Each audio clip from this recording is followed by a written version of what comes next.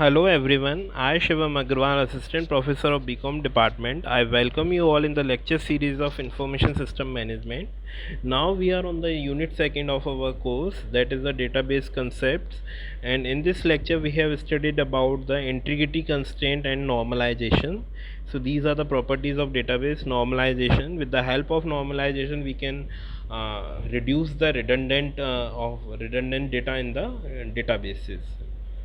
So first of all we will discuss about the integrity constraint. So integrity constraint are a set of rules. It is used to maintain the quality of information. So basically to maintain the quality of information we are apply some constraint to the database, that is known as the integrity constraint.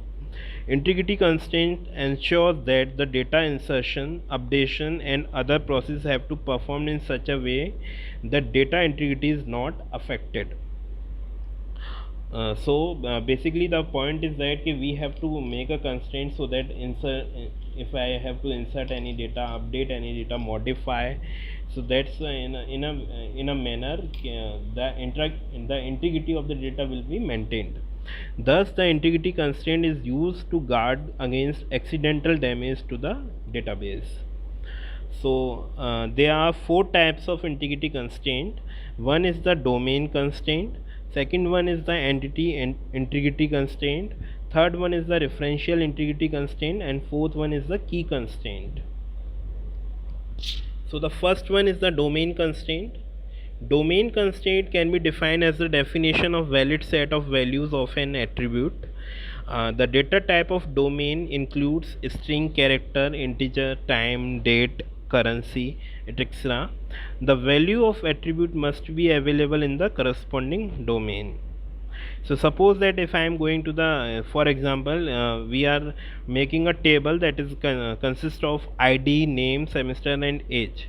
So id should be in numerical format, so it should be in numerical numbers format. Name can be alphabetically, so it should be in alphabetical manner. And semester is also in a number form, and age is also in number form. Age cannot be in a alphabetical form or alphanumerical form.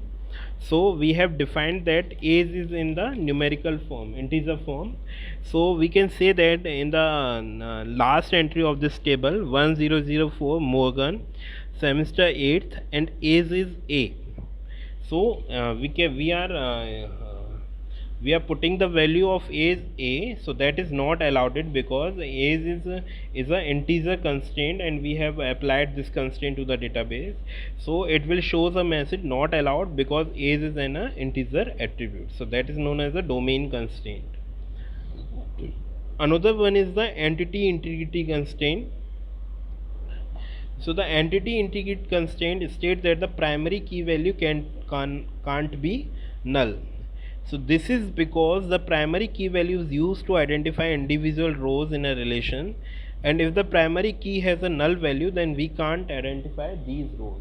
So there will be a property of primary key, it cannot be null or it cannot be repeated once.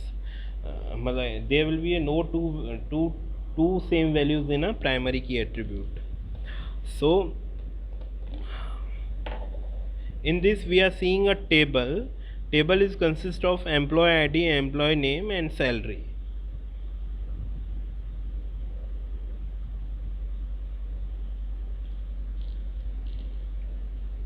So there are three columns, one is employee id, one is employee name, one is salary, and employee id is the primary key. So in the fourth column of our table we can see that name and salaries are given but employee id is not given. So it cannot be allowed it because key attribute, I can say primary attribute, cannot be remain null. So that's why it is not allowed as primary key can't contain a null value. So that's the entity integrity constraint. Third one is the referential integrity constraint. A referential integrity constraint is specified between two tables. If the referential integrity constraint, if a foreign key in table 1 refers to the primary key in table 2, then every value of foreign key in the table 1 must be null or be available in table 2. So suppose that there will be a table 1 Table 1 is name, employee name, name is date, D number. So foreign key is that, and the relationship is D number. With the help of D number we are making a relationship. So D number is 11, 24 and 13. So in this we are saying that the primary key are the table, in table 2 primary key as 11, 24 and 13, and with the help of this primary key we are making a relationship with the help of that D number with the table 1. But table 2 D number does not contain 18, and in the table 1 it contain 18, so it is not allowed in D number in table 1, because D number 18 is not defined as a primary key attribute of table 2 and in table 1 D number is a foreign key defined. So that's why it cannot be here used here. In the place of this 18 we can use a null value that should be goes here, but it cannot be a value which is not defined in the primary key value. So that is a referential integrity constraint. The last one is the key constraint. So keys are the entity set that is used to identify an entity within this entity set uniquely. An entity set can have multiple keys, but out of which only one key will be the primary key. A primary key can contain a unique and null value in the relationship table.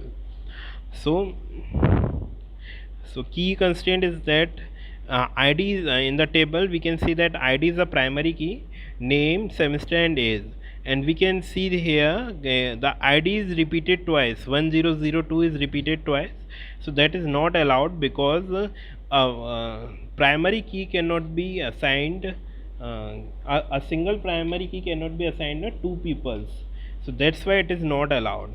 One, it is assigned to Leonardo, now we are assigning to Morgan, so that is not allowed in the database. So that is the fourth type of key constraint. So basically there are four type of constraint. One is the domain constraint, in which we are defining the domain which type of data it should be accept, that is known as a domain constraint. And second one is the entity integrity constraint, in which we are defining the entity integrity. Suppose that in the primary key we cannot hold the primary key with null value, so that is the entity integrity constraint. And third one is the referential constraint. In this if there is a column of foreign key in a table and that should be reflected with the primary key of another table, so we cannot insert a value that is the primary key of a table and the foreign key in the another table. So either the value will be present in the primary key of the table, and after that we can assign that data to the table. And fourth one is the key constraint, and so that's why key constraint is that if I am using a primary key and I am assigning a primary key value two persons the same primary key value, so that is not allowed it. So that is the four type of key constraint. Now coming to the concept of normalization. Normalization is another concept. Normalization is the process of organizing the data in the database. Normalization is used to minimize the redundancy from a relation or a set of relations. It is used to eliminate the undesirable characteristic like insertion, updation and deletion anomalies. So normalization divided the larger table into a smaller table and links them them using relationships. The normal form is used to reduce redundancy from the database table. So the types of normal forms are, there are four types of normal forms: 1NF, 2NF, 3NF and BCNF. So the first normal form with the table, we have discussed these normalization form. A relation is in 1NF if it contain a atomic value, means it should be every relation which have a unique value, there will be a no repeated value in the table, so that is known as the first NF. Second NF is that a relation within will be in 2NF, it is if it is in 1NF and all non-key attributes are fully functional dependent on the primary key. So the first thing is that it is also in the first NF and the all non-key attributes, जो भी non-key attributes हैं, are fully functionally dependent on the primary key. So that's the second NF. third NF is that our relationship will be in third NF, it is follows in 2NF and no transaction dependency exists. So that is the third NF. Fourth NF is that a relationship will be in fourth NF if it is in Biot normal form BCNF and has no multiple value dependencies. And fifth NF is that a relationship is in fifth NF, it is in fourth NF and not constrained any joint dependency, and joining should be lossless. So this is about the normalization. So that is not a topic of going in detail in your subject. So we are just overviewing this topic, and that is all about the normalization and the integrity constraint. So thank you for the lecture.